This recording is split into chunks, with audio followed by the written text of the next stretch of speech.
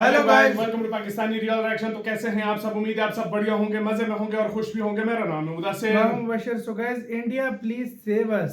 Sad Pakistani foreign minister Ishaq Dar हमारे जो कि विदेश मंत्री हैं, वो बोले कि इंडिया प्लीज हमें बचा लो। तो भाई साहब, ये एकदम से सीन क्या हुआ, इसके ऊपर पाकिस्तानी मीडिया भी लगा हुआ है।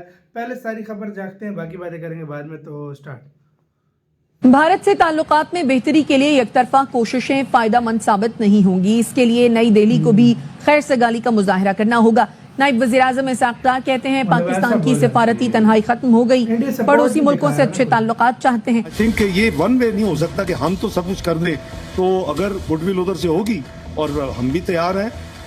On the question of the comments made by the Pakistani Deputy Prime Minister and Foreign Minister, there I would like to refer to Tango. The relevant word T.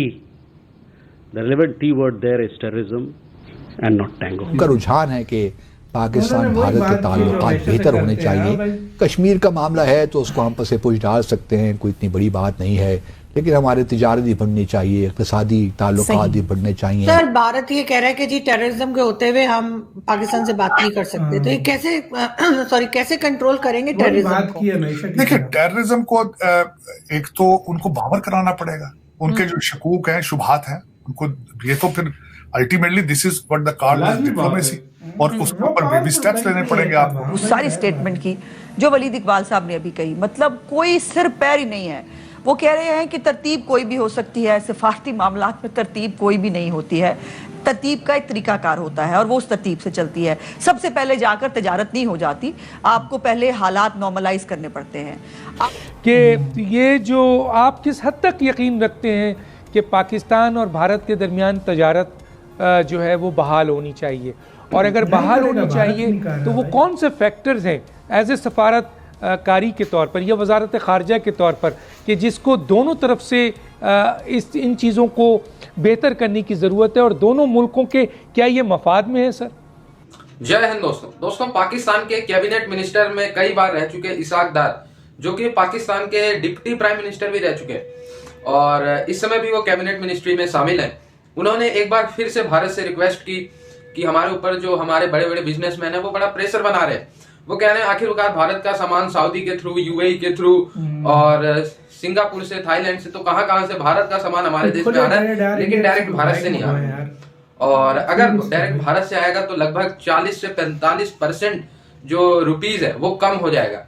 यानी अगर भारत का सामान सऊदी के थ्रू, यूएई के through हमारे देश में 100 करोड़ का आ रहा है, लेकिन अगर भारत हमें डायरेक्ट भेजेगा तो वो 50 से 60 करोड़ में ही काम हो जाएगा। तो इसलिए उन्होंने भारत को ऑफर दिया कि आए, भारत के साथ हम मिलकर काम करना चाहते हैं, भारत हमारे साथ टेबल पे बैठे, हमसे बातचीत करे, और अगर भारत ऐसा करता है तो सिर्फ हमें ही फायदा नहीं होगा, भारत को ही फायदा होगा। तो भाई, आप भारत के फायदे की बात करना छोड़ दो। भारत अपना फायदा बिना पाकिस्तान के भी निकालने में समर्थ है, और भारत ने ये करके दिखा दिया। तो भारत के फायदे की दिक्कत मत लो भाई आप, इसाक डार साहब, ठीक है? आप अपने फायदे के बारे में सोचो, जिहाद के बारे में।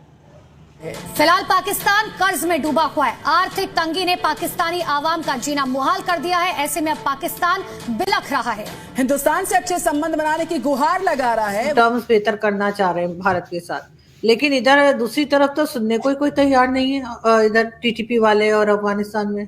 बेशक इसमें कोई बात, लेकिन देखें, चाहे जिस तरह की भी अदम एतमादी हो, लेकिन आपको विंडो खुली रखनी पड़ेगी, बातचीत तो करनी पड़ेगी आपको, जरूरत, क्योंकि आपकी जरूरत है ये, और मेरे ख्याल में इस वक्त अशद जरूरत है इसकी। चाइना को भी आप जो प्रोजेक्ट छोड़ के गए हैं उनको भी एतमाद में लेना पड़ेगा। भारत के साथ भी आपको you have to take the baby steps to improve the relationship. तिजारत के लिए खोलना पड़ेगा आपको भारत के साथ, और इसमें आप ही का फायदा है। अफगानिस्तान पे भी बात करनी पड़ेगी, क्योंकि you can not afford the disturbance. तो सर, भारत ये कह रहा है कि जी टेररिज्म के होते हुए हम पाकिस्तान से बात नहीं कर सकते, तो ये कैसे कंट्रोल करेंगे टेररिज्म को? देखिए, टेररिज्म को एक तो उनको बावर कराना पड़ेगा, उनके जो शकूक हैं, शुबहात हैं, उनको ये तो फिर ultimately this is what the card is diplomacy, और उसके ऊपर बेबी स्टेप्स लेने पड़ेंगे आपको। और लेकिन कहीं ना कहीं से प्रोसेस तो आपको शुरू करना पड़ेगा। दोनों तरफ से अदम एतमादी है, और माजी के अंदर इस तरह के फिजा बनी, उससे आपको ये जिस तरह वो कारगिल का हुआ, सारी चीजें ये सारी चीजें आपको करनी पड़ेंगी दोबारा। लेकिन वो बार बार उनका जो उनकी तरफ जो चैलेंज आ रहा है वो ये नहीं है। उनका चैलेंज ये है कि वो डील करना चाहते हैं सिविल गवर्नमेंट के साथ, वो आर्मी के साथ डील नहीं करना चाहते। लेकिन उनको भी समझना पड़ेगा कि पाकिस्तान का मिजाज क्या है। पाकिस्तान के अंदर एक हाइब्रिड सिस्टम है, कंट्रोल्ड डेमोक्रेसी है, और ताकत का पीछे कंट्रोल किसी और के पास है, स्टीयरिंग व्हील पे कोई और है। उनको भी इस चीज को रियलाइज करना पड़ेगा। तो बहुत से लोगों को समझ आ चुकी है शायद। हाँ, क्योंकि 75 साल से यही हो रहा है। देखिए आप मार्शल लॉ पे मार्शल लॉ, अब वो मार्शल लॉ तो इसीलिए नहीं लगाते क्योंकि स्टीयरिंग व्हील ही उनके पास है। मुझे पता है चैलेंजेस बहुत ज्यादा हैं, लेकिन अब जब हम ये कहते हैं कि भाई हमारा जो कंपटीशन इंडिया के साथ है, भाई इंडिया के साथ कंपटीशन करना है तो फिर सोचें वो किस तरह अमेरिका, जापान, जर्मनी, यूरोप के साथ वो किस तरह उनके ताल्लुकात मजबूत हो गए हैं। वो कोई अमेरिकन्स ने या यूरोपियंस ने या बाकी ममालिक ने इंडिया को भीख नहीं दी, उन्होंने ऐसे हालात पैदा किए हैं इंडिया ने कि आज दुनिया उनके पास चल चल के आती है। ये चीज चीमा साहब जो बोल रहा है ना वो बिल्कुल सही कह रहा है। हम जाते हैं दुनिया के पास भीख मांगने कि हमें भाई पैसा दो, और ये मैं एक गवर्नमेंट को नहीं कहूंगा, जितनी भी आई है उन्होंने सबने यही किया, सबने यही किया। तकरीबन 15-20 का जब से कब से आए हैं और हमारे पास यही सिस्टम चल रहा है। ये बात सच है। ये चीज हमें खत्म करनी पड़ेगी, और इंडिया ने हालात ऐसे बनाए कि बड़े से बड़ा देश इंडिया के पास चल कर आ रहा है। ये फर्क है हम दोनों के अंदर। अगर हम कहते हैं ना कोई देश अगर गलती से आए भी ना कि भाई हम ऐसे नहीं ऐसे करो, डार साहब देखो, हम अगर किसी को कहे ना ऐसे नहीं ऐसे करो, कहेगा जा मेरी शर्तों के मुताबिक कोई करना है तो आ जा। इसाक डार भाई साहब की हम जो बात है उससे सहमत है। देखो यार उनकी बात में दम है। हम इंडिया से ट्रेड करेंगे, हमें बहुत सस्ती चीजें मिलेंगी, बहुत सस्ती चीजें। ये इमरान खान ने जो बेवकूफी की थी ना, उसकी सजा पूरा मुल्क अब इस टाइम खा रहा है।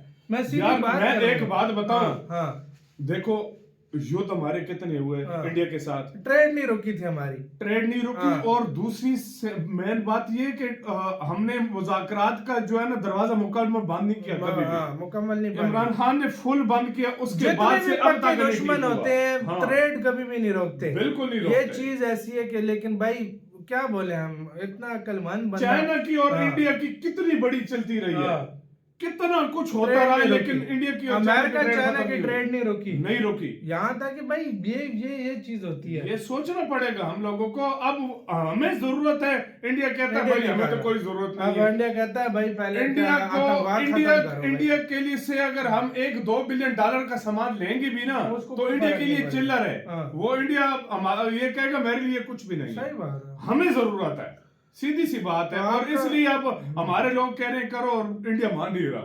आपका इस पे अपनी राय दीजिएगा, अपना बहुत ज्यादा ख्याल रखिएगा।